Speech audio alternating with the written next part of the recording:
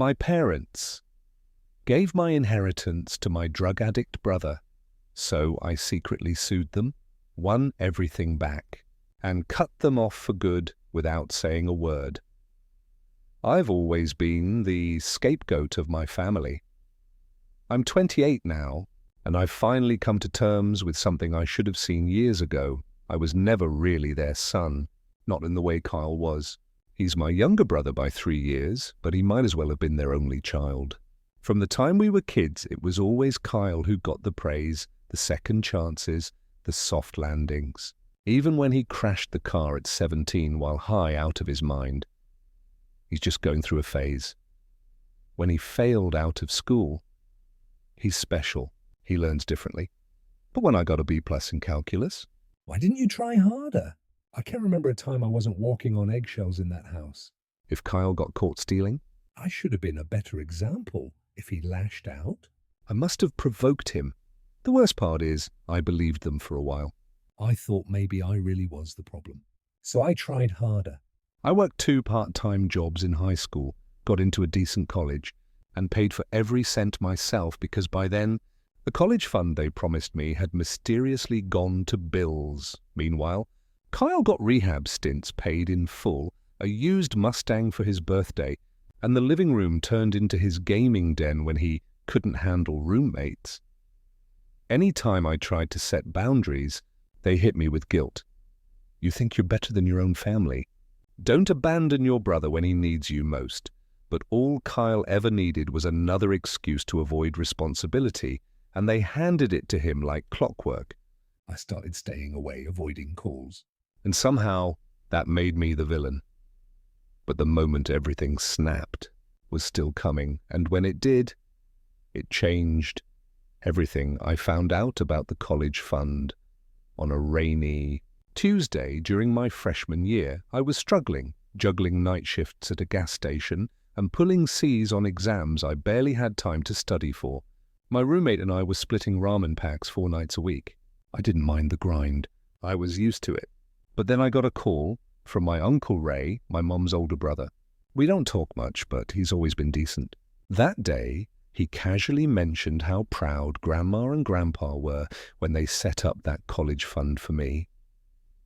Must have helped a lot, huh? I froze. What college fund? I asked. There was this long pause. Then Ray, confused, said, the one they started when you were 10? It had nearly 40 grand in it when your grandpa passed. $40,000. I hung up, heart pounding, and called my mum. She was weirdly calm, too calm. When I asked her about the fund, she didn't deny it existed. She just sighed and said, Kyle needed help. He was in a dark place, I asked. So you use my college fund to bail him out of jail? Her reply still burns in my head. You're always so dramatic. You've got scholarships, don't you? And a job. You'll be fine. Kyle could have died. Like my future was disposable. Like my hard work meant I didn't deserve help. I remember sitting on the edge of my dorm bed, staring at the wall, just numb, not angry. Not sad, just hollow. I applied for more loans that same week. Maxed out every option I had. That was the first time I stopped answering their calls for months. I thought maybe the distance would make them see how badly they'd hurt me. But they didn't miss me. Not really. My grandfather died the summer after I turned 25. We weren't close, but he was the only person in my family who ever looked me in the eye and said he was proud of me. At the funeral, I stood off to the side, watching Kyle fake cry while hungover, Mum dabbing her eyes like she was auditioning for grief. I barely stayed through the eulogy before slipping out the back. 2 weeks later, Uncle Ray called me again. His voice was softer this time, hesitant. Just wanted to say, your grandpa made sure you were taken care of, he said. Left you something in the will? I blinked. He what? 250 grand, he said. Said you were the only one who didn't ask for handouts. My legs buckled, and I sat down right on my apartment floor. That kind of money? I could have paid off my loans, finally taken a break, maybe even started my own business. I didn't even know how to react. Relief, shock, guilt, hope, it all hit at once. But then months passed. No check, no letter, Nothing. I reached out to my parents. My mom's tone changed the second I brought it up. It wasn't meant to go directly to you, she said. It was left through us for family expenses. I asked him what kind of expenses cost $250,000. She got defensive. You think you're entitled to everything now? You've been distant for years. We raised you. Kyle needed support. That money kept this family together. I didn't buy it. Not for a second. Something was off. Deeply off. I hung up that night and stared at my phone in the dark, jaw clenched, heart racing. It wasn't just betrayal anymore. It was theft, and I was going to find out where that money went. I drove to their house 3 days later. I hadn't been back in almost a year. The porch still had that chipped eagle statue my mom refused to throw out, and the same scratchy welcome mat that never felt like it applied to me. My heart pounded as I rang the doorbell, rehearsing every word in my head. Dad answered. His expression immediately dropped when he saw me. I need answers, I said, pushing past him. Mom was in the kitchen, sipping wine like it was any other evening. And Kyle, of course, was lounging on the couch in sweatpants, controller in hand, acting like he lived in a damn Airbnb he didn't pay for. I didn't yell. I laid out everything, what Uncle Ray told me, what Grandpa put in the will, and how not a cent ever came my way. Mum's face twisted. You really think you deserve that kind of money after how you treat this family? You stole from me, I said, flat. You had no right. She slammed her glass down. Kyle needed rehab. You don't understand what it's like watching your child spiral. I turned to Kyle. You knew, didn't you? He shrugged, barely looking up. Wasn't my decision. But hey, thanks for the college tuition, bro. My fists clenched. I felt heat rise to my ears. My father stepped in then, voice booming. We fed you, housed you. Don't come in here acting like you're owed anything. You are the reason I left, I snapped. All I ever did was try. And you chose him. Every single time. You think you're better than your own blood? My mother spat. I know I am, I said, and I walked out. I didn't look back. As the door slammed behind me, I felt something break for good. Whatever was left of a family wasn't mine anymore. A week after that blowout, I met up with my old college roommate, Jordan, who also happened to be a lawyer now. We grabbed coffee at this quiet spot downtown, one of those tucked-away cafes that smells like old books and burnt espresso. I hadn't told anyone the full story until then, but I laid it all out, everything from the college fund to the inheritance. He listened without interrupting, his face unreadable behind his glasses. Then I slid over the copy of the will Uncle Ray had mailed me. He read it twice, then looked up. This money was yours, he said. It's black and white. Your grandfather named you directly. This wasn't a vague family thing. Your parents had no legal right to touch it. I sat back, the words echoing in my chest like a heartbeat. I wasn't crazy. I wasn't overreacting, so... What now? I asked. He hesitated. You've got a case. A strong one. But it'll get messy, man. Family court, probate, discovery, this could take months. Maybe longer. I stared at my coffee, now cold and untouched. They'll hate you for it, he added. You know that, right? They already do, I muttered. Jordan sighed. You sure this is about the money? I met his eyes. It's about what they think they can take and still call it love. He nodded, understanding. Then we'll do it quiet. No drama, no warning. Just serve them and let the system speak. Something shifted in me right then. For years I'd been the one who swallowed the insults, paid the bills, kept my head down, but now I had leverage. And I wasn't just going to forgive and forget. I was going to make them answer for what they did without ever raising my voice. I went quiet. No more calls. No more showing up. No more fights. Just silence. The kind that makes people uneasy because they don't know what's coming. While they went on pretending everything was fine, I started building my case. I combed through every email I'd ever gotten from my parents. Every birthday message that mentioned things are tight right now suddenly felt like foreshadowing. I dug up voicemails, text threads, even screenshots from my bank app showing that nothing had ever hit my account from Grandpa's estate. Then I requested the full bank transaction history from the probate lawyer handling the estate. Took some pushing, but since I was listed in the will, I had legal access. And there it was. 2 weeks after the funeral, a $250,000 transfer was made from the estate account directly into one with Kyle's name on it. Not my parents. Not a shared family trust. Kyle's. The golden child strikes again. It felt like a gut punch, but I didn't lash out. I didn't even breathe a word of it to anyone. I printed everything. Organized it into folders. Created a timeline. I worked late nights pretending to binge Netflix when I was really drafting bullet point memos for Jordan, labeling every file with receipts, quotes, timestamps. I even tracked down old social media posts of Kyle flaunting his new gaming PC setup and designer shoes the same month the transfer happened. The cherry on top, a group text where my mum told the family she and Dad were covering Kyle's recovery costs with Grandpa's money because it's what he would have wanted. Except he wouldn't have. And I had proof of that now, too. I didn't want revenge with fire and fury. I wanted a quiet, surgical strike, and it was coming. It happened on a Thursday. I was sitting at my desk, sipping coffee and watching the clock tick toward 9 a.m., the time the process server said he'd be knocking on their door. At exactly 9:07, my phone lit up. Mom, I didn't answer. Seconds later, Kyle called. Then again. I turned my phone on Do Not Disturb and watched the notifications pile up. 20 missed calls, 6 voice notes. Dozens of texts. Then Jordan messaged, served. It's done. I pictured it in my mind, the knock on the door, my dad opening it in his bathrobe, confused, irritated. The moment he realized it wasn't a package, the way my mum's face must have twisted when she saw the court seal. I didn't need to be there to know they were unraveling. By noon, Kyle left me a voicemail screaming, "You backstabbing piece of shit! You're suing your own family?" Are you out of your mind?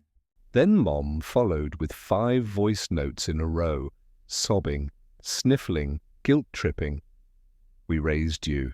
We sacrificed for you." How could you do this to your mother? I didn't reply. Not a word. The silence was louder than anything I could have said. By the weekend, the whispers had started. A cousin messaged me, "Heard you're taking your folks to court. Is it true?" Then another one. Your mom's a wreck. "What's going on?" I didn't respond. Let them guess. Let them fill in the blanks. For once, they could be the ones to explain themselves. I owed no one a damn thing. I deleted the voicemails, archived the texts, and got back to work.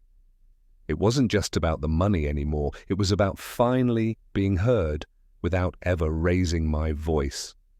And the silence? It was deafening.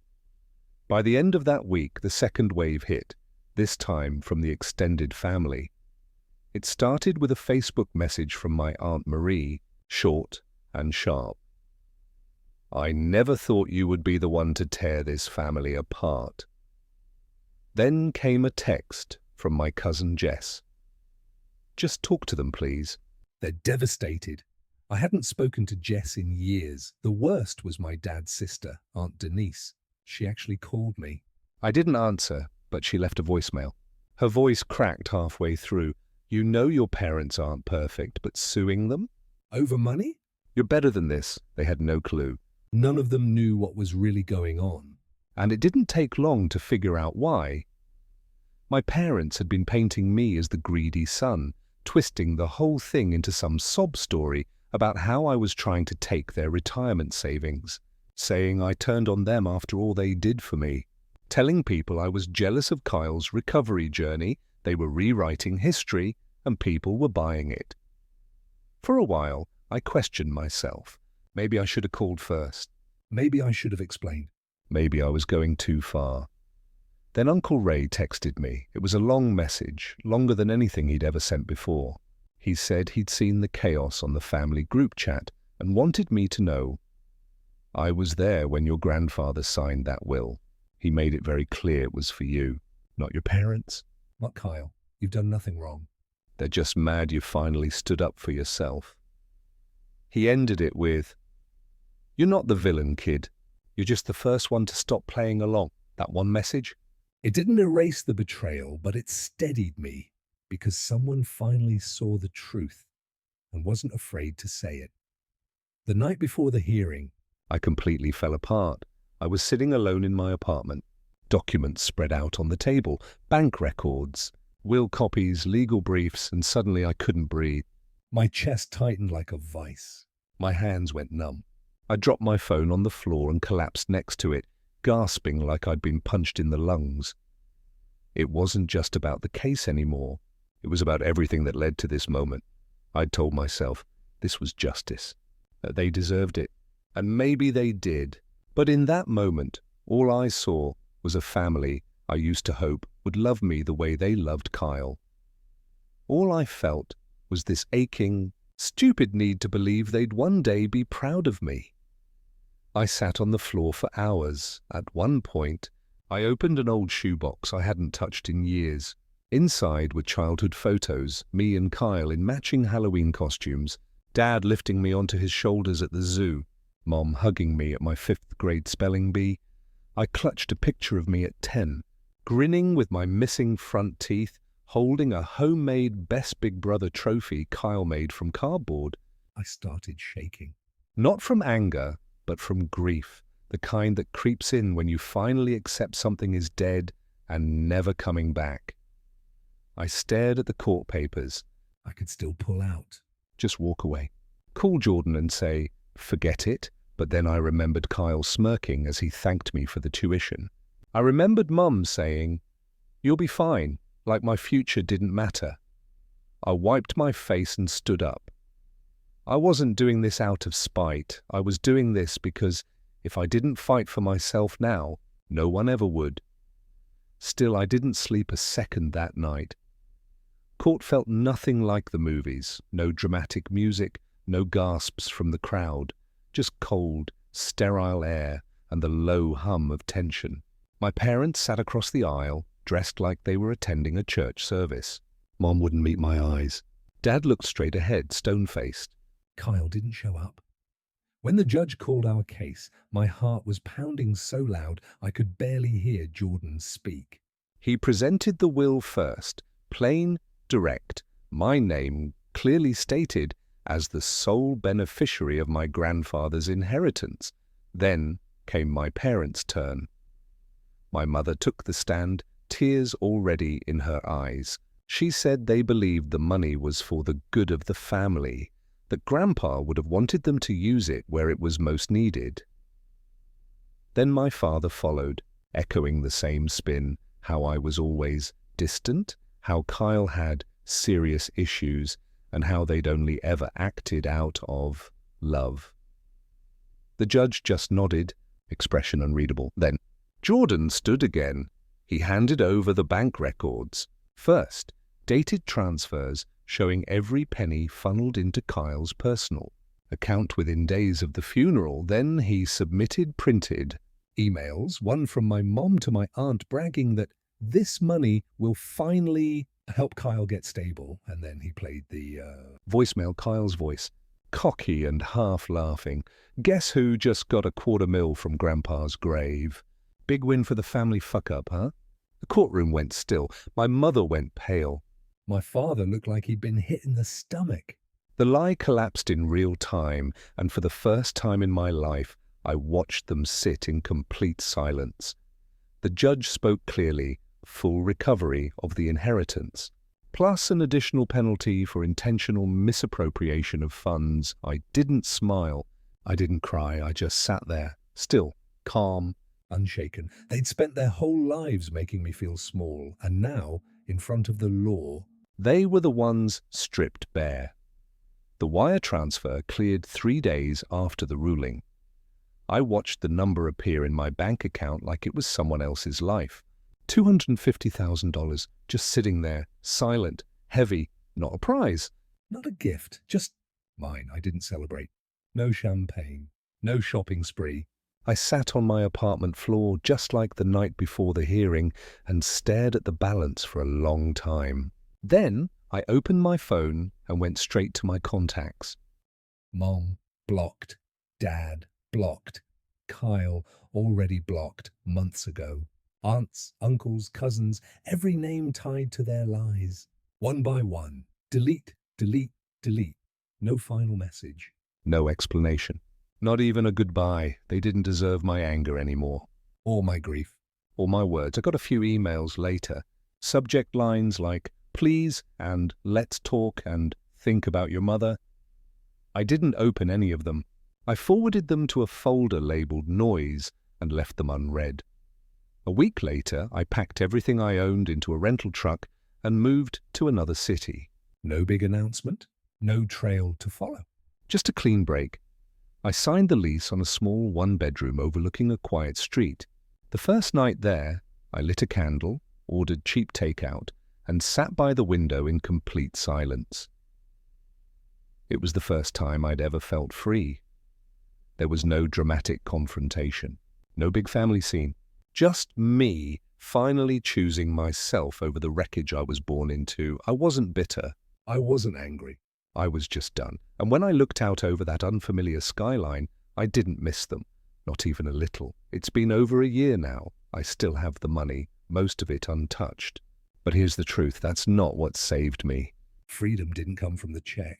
It came from the silence that followed, from waking up without a pit in my stomach, from walking into a room without bracing for guilt, from realizing that love isn't supposed to feel like a test. I'm always failing.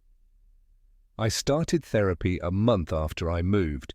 My therapist was the first person to ever say that wasn't normal, and mean it. I didn't even know how badly I needed to hear those words until they hit me like a gut punch. Now, my life is quiet, peaceful. I have a small circle of people who don't share my blood but know my heart. Friends who show up because they want to, not because they feel obligated to. People who celebrate my wins and sit with me in the hard moments without trying to make it about them. Sometimes I still get texts, random numbers. No names, just things like, are you happy now? Or we still love you no matter what you think. I never reply. Never open them fully. I just swipe left and delete. It doesn't hurt anymore. It's just background noise now, echoes from a house I've already burned down. I used to think I needed their approval to feel whole. Now I know I only ever needed my own. Cutting them off wasn't revenge, it was survival. And if you're reading this, wondering whether it's too much to walk away from people who keep wounding you, let me say it clearly. You don't owe anyone the pieces they broke in you, not even your family, especially not them.